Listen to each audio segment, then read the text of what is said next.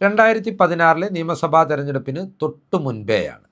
അന്ന് KM മാണിയും PJ ജോസഫും ചേർന്ന് നയിച്ചിരുന്ന കേരള കോൺഗ്രസ് എം എന്ന UDFിൻ്റെ ഘടകകക്ഷി പാർട്ടിയെ പിളർത്തിക്കൊണ്ട് അന്ന് മുൻ MP ആയിരുന്ന, ഇപ്പോൾ കോട്ടയത്തിൻ്റെ MP ആയ ഫ്രാൻസിസ് ജോർജും മുൻ MLA മാരായ PC ജോസഫും ഡോക്ടർ KC ജോസഫും ആൻ്റണി രാജുവും ചേർന്ന് ജനാധിപത്യ കേരള കോൺഗ്രസ് എന്ന രാഷ്ട്രീയ പ്രസ്ഥാനത്തിന് രൂപം കൊടുത്തത്.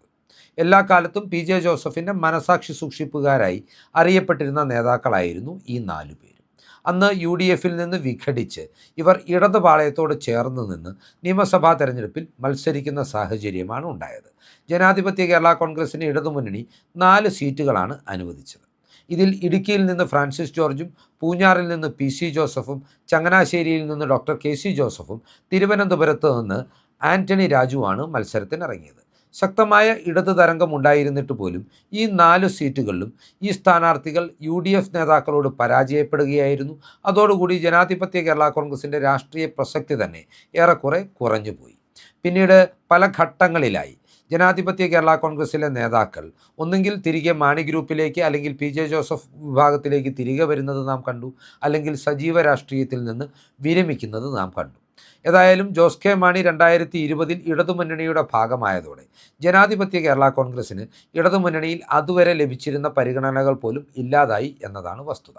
എന്നാൽ ആൻ്റണി രാജു എന്ന നേതാവിനെ എല്ലാ ഘട്ടത്തിലും CPM ചേർത്ത് പിടിക്കുകയും ഈ രാഷ്ട്രീയ പ്രസ്ഥാനം രൂപീകൃതമായതിൻ്റെ ഏറ്റവും വലിയ ഗുണഭോക്താവായി ആൻ്റണി രാജു മാറുകയും ചെയ്തതാണ് 2021 നിയമസഭാ തെരഞ്ഞെടുപ്പിൻ്റെ സവിശേഷതകളിൽ ഒന്ന് എന്ന് പറയുന്നത്.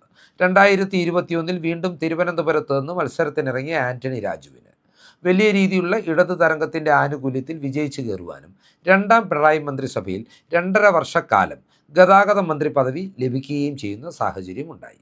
ഏതൊക്കെയാണെങ്കിലും ഇപ്പോൾ ആൻ്റണി രാജു ഇടതുമുന്നണിയുടെ അപശകുനമായി മാറുന്ന ഒരു വാർത്തയാണ് തെരഞ്ഞെടുപ്പ് വർഷത്തിൽ പുറത്തു വരുന്നത്. ആൻ്റണി രാജു വളരെ ഗുരുതരമായ ഒരു കുറ്റകൃത്യം ചെയ്തിട്ടുണ്ട് എന്നും അതിൻ്റെ പേരിൽ അദ്ദേഹത്തിനെതിരെ രജിസ്റ്റർ ചെയ്തിട്ടുള്ള കേസിൽ അദ്ദേഹം കുറ്റക്കാരനാണെന്നുമുള്ള വിധിയാണ് ഇന്ന് തിരുവനന്തപുരത്തെ ജനപ്രതിനിധികൾക്കെതിരെയുള്ള കേസ് കൈകാര്യം ചെയ്യുന്ന മജിസ്ട്രേറ്റ് കോടതി വിധി പ്രസ്താവിച്ചിട്ടുള്ളത്. ഈ കേസിൽ അദ്ദേഹത്തിൻ്റെ ശിക്ഷാവിധി എന്തായെന്ന് ഇനി പ്രഖ്യാപിക്കാനിരിക്കുന്നതേ ഉള്ളൂ. ഈ ശിക്ഷാവിധി പുറത്തു വരുന്നതോടുകൂടി ആൻ്റണി രാജുവിന് MLA സ്ഥാനം നഷ്ടമാകുമെന്ന റിപ്പോർട്ടുകളും ഈ ഘട്ടത്തിൽ തന്നെ പുറത്തു വരുന്നുണ്ട്. ഇനി ആൻ്റണി രാജു ചെയ്ത കുറ്റം എന്താണ് എന്ന് നാം പരിശോധിക്കേണ്ടതുണ്ട്. 1990കളിൽ അഭിഭാഷകനായിരിക്കെ ചെയ്ത ഒരു കുറ്റകൃത്യത്തിൻ്റെ പേരിലാണ് ആൻ്റണി രാജുവിനെതിരെ ഇപ്പോൾ ഈ ശിക്ഷാവിധി പുറത്തു വന്നിട്ടുള്ളത്. 1990ൽ ഓസ്ട്രേലിയൻ പൗരനായിട്ടുള്ള ഒരാൾ കേരളത്തിലേക്ക് ഹാഷിഷ് ഓയിൽ ഒളിച്ചു കടത്തുവാൻ ശ്രമിച്ചു എന്ന പേരിൽ അറസ്റ്റ് ചെയ്യപ്പെടുകയും ജയിലിലടയ്ക്കപ്പെടുകയും ചെയ്തു. അന്ന് അയാൾക്ക് വേണ്ടി ഹാജരായ അഭിഭാഷകരിൽ ഒരാൾ ആൻ്റണി രാജു ആയിരുന്നു. 60 ഗ്രാം ഹാഷിഷ് ഓയിലാണ് ഇയാൾ തൻ്റെ അടിവസ്ത്രത്തിൽ ഒളിപ്പിച്ച് കടത്താൻ ശ്രമിച്ചത്. 1990ൽ തന്നെ ഈ കേസിൽ ഇയാളെ ശിക്ഷിച്ചുകൊണ്ട് 10 വർഷം തടവ് ശിക്ഷയ്ക്ക് വിധിച്ചുകൊണ്ട് വിചാരണ കോടതിയുടെ ശിക്ഷാവിധിയും പുറത്തു വന്നു. എന്നാൽ ഇതിനെതിരെ അപ്പീലിന് പോകുന്നതും ആൻ്റണി രാജുവും സഹ അഭിഭാഷകരും ചേർന്നായിരുന്നു. 1994ൽ ഇത്തരം ഒരു അപ്പീൽ ഫയൽ ചെയ്തതിൻ്റെ ഫലമായി ഹൈക്കോടതി ഈ പ്രതിയെ വെറുതെ വിടുന്ന ഒരു സാഹചര്യം ഉണ്ടായി. ഇയാൾ ലഹരി ഒളിപ്പിച്ച് കടത്തുവാൻ ശ്രമിച്ച അടിവസ്ത്രം ഇയാൾക്ക് പാകമാവില്ല എന്ന് ചൂണ്ടിക്കാട്ടിയാണ് ഹൈക്കോടതി അന്ന് ഈ പ്രതിയെ വെറുതെ വിട്ടത്. ആൻ്റണി രാജു അവതരിപ്പിച്ച സമർത്ഥമായ ഒരു വാദമുഖമാണ് ഇവിടെ പ്രതിക്ക് അനുകൂലമായ ഒരു ഘടകമായി മാറിയത്. എന്നാൽ കേസിൻ്റെ തൊണ്ടി മുതലിൽ കൃത്രിമം നടന്നു എന്ന് ചൂണ്ടിക്കാട്ടിക്കൊണ്ട് അന്വേഷണ ഉദ്യോഗസ്ഥൻ കോടതിയെ സമീപിക്കുകയും തുടർന്ന് ഇത്തരത്തിലൊരു കൃത്രിമം നടന്നിട്ടുണ്ട് എന്ന് സ്ഥിരീകരിച്ച് വിജിലൻസ് ഒരു റിപ്പോർട്ട് നൽകുകയും ചെയ്തതോടെ 1994ൽ ഇതിനെതിരെ ഒരു കേസെടുത്ത് അന്വേഷണം നടത്തുന്ന സാഹചര്യമുണ്ടായി. ഇതോടുകൂടി അഭിഭാഷകനായ ആൻ്റണി രാജുവും കോടതിയിലെ തൊണ്ടി ക്ലർക്കായ ജോസ് എന്ന വ്യക്തിയും ഈ കേസിൽ പ്രതികളാകുകയായിരുന്നു. ജോസ് 1ാം പ്രതിയായപ്പോൾ അഭിഭാഷകനായ ആൻ്റണി രാജു 2ാം പ്രതിയായിരുന്നു. ഇത്തരത്തിൽ 2 പേർ മാത്രമുള്ള ഒരു കേസിൽ അന്വേഷണം നടത്തി ഇവർ കുറ്റക്കാരാണെന്ന് കണ്ടെത്തിയതിനെ തുടർന്ന് 2006ൽ പോലീസ് വഞ്ചിയൂർ കോടതിയിൽ ഇതുമായി ബന്ധപ്പെട്ടിട്ടുള്ള കുറ്റപത്രം സമർപ്പിക്കുകയും ചെയ്തു. ഏതാണെങ്കിലും 1994ൽ രജിസ്റ്റർ ചെയ്തിട്ടുള്ള ഈ കേസ് 2003 വരെ പൊടി പിടിച്ചു കിടക്കുകയായിരുന്നു. പിന്നീട് TP സെൻകുമാർ എന്ന ഇന്നത്തെ BJP നേതാവും കേരളത്തിൻ്റെ മുൻ DGPയുമായ ഉദ്യോഗസ്ഥൻ്റെ ഇച്ഛാശക്തിയിലാണ് ഈ കേസിൽ ശക്തമായ അന്വേഷണം നടന്നതും ആൻ്റണി രാജുവിനും പ്രതി ജോസിനുമെതിരെ കുറ്റപത്രം കോടതിയിൽ സമർപ്പിച്ചിട്ടുള്ളത്. എന്നാൽ വീണ്ടും നിയമത്തിൻ്റെ ആനുകൂല്യത്തിലൂടെ ഈ കേസ് വലിച്ചു നീട്ടുവാനുള്ള ശ്രമങ്ങളാണ് അന്നും ശക്തനായിരുന്ന രാഷ്ട്രീയ നേതാവായിരുന്ന ആന്റണി രാജുവിൻ്റെ ഭാഗത്തു നിന്ന് ഉണ്ടായിട്ടുള്ളത്. ഇതുമായി ബന്ധപ്പെട്ട് ആദ്യം ഹൈക്കോടതിയെയും പിന്നീട് സുപ്രീം കോടതിയെയും സമർപ്പിച്ച് കേസ് റദ്ദ് ചെയ്യുവാനുള്ള നീക്കങ്ങളാണ് അദ്ദേഹം നടത്തിയത്. എന്നാൽ വിചാരണ നടക്കട്ടെ എന്ന സുപ്രീം കോടതി ഉത്തരവിനെ തുടർന്നാണ് പിന്നീട് ഈ കേസിൻ്റെ വിചാരണ തുടർന്നതും ഇപ്പോൾ ആന്റണി രാജു കുറ്റക്കാരനാണെന്ന് കണ്ടെത്തിയിട്ടുള്ളത്. ഇനി ആന്റണി രാജു എന്ത് ക്രമക്കേടാണ് നടത്തിയത് എന്നുകൂടി നാം വിശദമാക്കേണ്ടതുണ്ട്.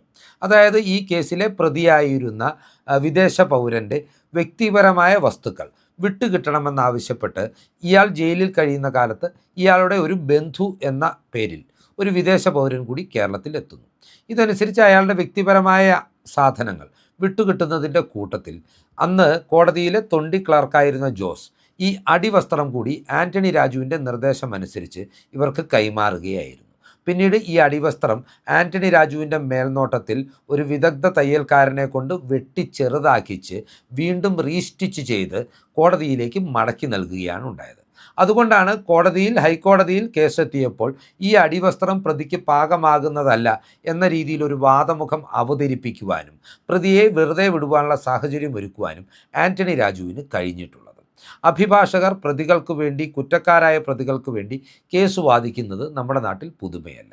എന്നാൽ കേവലം ധനസമ്പാദനത്തിന് വേണ്ടി വിദേശ പൗരനായ ലഹരിക്കടത്തുകാരനെ രക്ഷിച്ചെടുക്കുവാൻ കോടതിയെ തെറ്റിദ്ധരിപ്പിക്കുകയും ക്രിമിനൽ ഗൂഢാലോചന നടത്തുകയും തൊണ്ടി മുതൽ അട്ടിമറിക്കുകയും തൊണ്ടി മുതൽ ക്രമക്കേട് കാണിക്കുകയും ചെയ്തു എന്ന ഗുരുതരമായ കുറ്റകൃത്യമാണ് ആന്റണി രാജുവിൻ്റെ ഭാഗത്തു നിന്ന് ഉണ്ടായിട്ടുള്ളത്. അത് ഒരിക്കലും ഒരു പ്രൊഫഷണൽ എത്തിക്സിന് ചേർന്നിട്ടുള്ള ഒരു നടപടിയല്ല എന്നുകൂടി നാം തിരിച്ചറിയേണ്ടതുണ്ട്. ഇത്തരത്തിൽ നിർണായകമായ ഈ കേസിൽ ആന്റണി രാജു കുറ്റക്കാരനാണെന്ന കോടതി വിധി വരുന്നതോടുകൂടി ഇനി ഒരിക്കൽ കൂടി മത്സര രംഗത്ത് ഉണ്ടാകുവാനുള്ള സാധ്യത അദ്ദേഹത്തെ സംബന്ധിച്ച് തീരെ ഇല്ലാതായിരിക്കുന്നു. ആന്റണി രാജുവിൻ്റെ അസാന്നിധ്യം ഇടതുമുന്നണിയെ വലിയ രീതിയിലൊന്നും ബാധിക്കുന്ന ഒരു വിഷയമല്ല എങ്കിൽ കൂടിയും ഇടതുമുന്നണിയുടെ സിറ്റിംഗ് MLA ആയ രണ്ടാം പിണറായി മന്ത്രിസഭയിലെ മന്ത്രിയായിരുന്ന ഒരു നേതാവിനെതിരെ ഇത്രയും ഗുരുതരമായ ഒരു ആരോപണം ഉയരുമ്പോൾ അത് തീർച്ചയായും വലിയ രാഷ്ട്രീയ ചർച്ചകൾക്ക് വഴിവെക്കുമെന്നും UDF ഇത് വലിയ രാഷ്ട്രീയ ആയുധമാക്കുമെന്നും ഉള്ള കാര്യങ്ങളിൽ തർക്കമില്ല. അതിനാൽ തന്നെ ആന്റണി രാജു ഇപ്പോൾ ഇടതുമുന്നണിക്ക് ഒരു ബാധ്യതയായി തീരുന്ന സാഹചര്യമാണ് ഉരുത്തിരിഞ്ഞിരിക്കുന്നത്. ആന്റണി രാജുവിനെ ഏതെങ്കിലും കാരണവശാൽ 7 വർഷത്തിലധികം കാലയളവിലേക്ക് ശിക്ഷിച്ചാൽ ഉടനടി തന്നെ അദ്ദേഹം ജയിലിൽ അടയ്ക്കപ്പെടുന്ന സാഹചര്യവും ഉണ്ടാകും. അങ്ങനെ ഒരു സാഹചര്യം കൂടി തിരഞ്ഞെടുപ്പിന് മുന്നോടിയായി സംഭവിച്ചാൽ അത് ഇടതുമുന്നണിയെ വലിയ രീതിയിൽ പ്രതിരോധത്തിലാക്കുകയും വലിയ രീതിയിൽ തീരാ നാണക്കേടിലേക്ക് തള്ളിവിടുകയും ചെയ്യും. ഇപ്പോൾ തന്നെ നമുക്കറിയാം, രാഹുൽ മാങ്കൂട്ടത്തിനെതിരെ ശക്തമായ ആരോപണങ്ങൾ ഇടതുമുന്നണി ഉയർത്തുമ്പോഴും സമാനമായ ആരോപണങ്ങൾ നേരിടുന്ന കേസുകളിൽ പ്രതിയായിട്ടുള്ള നിരവധി നേതാക്കൾ അവരുടെ പ്രതിനിധികളായി നിയമസഭയിലും മന്ത്രിസഭയിലുമുണ്ട്. അതിനു പുറമെയാണ് സ്വർണ്ണക്കള്ളക്കടത്ത് കേസിൽ CPM നേതാക്കൾ വരിയായി ജയിലിലേക്ക് പോകുന്ന കാഴ്ച നമുക്ക് മുന്നിലുള്ളത്. ഒന്നാം പിണറായി വിജയൻ സർക്കാരിലെ ദേവസ്വം മന്ത്രിയായിരുന്ന കടകംപള്ളി സുരേന്ദ്രനും ഏതു നിമിഷവും അറസ്റ്റിലാകാനുള്ള സാധ്യതകളുണ്ടെന്നും രാഷ്ട്രീയ വൃത്തങ്ങളിൽ നിന്ന് അഭ്യൂഹങ്ങൾ ഉയർന്നു കേൾക്കുന്നുണ്ട്. ഇതിനെല്ലാം പുറമെയാണ് വളരെ അപ്രതീക്ഷിതമായി ആന്റണി രാജുവിനെതിരെയും വളരെ ഗുരുതരമായ ഒരു കുറ്റം അയാൾ ചെയ്തിട്ടുണ്ട് എന്ന നിലയിൽ കോടതിയിൽ നിന്ന് ഒരു വിധി പ്രസ്താവം ഉണ്ടായിട്ടുള്ളത്.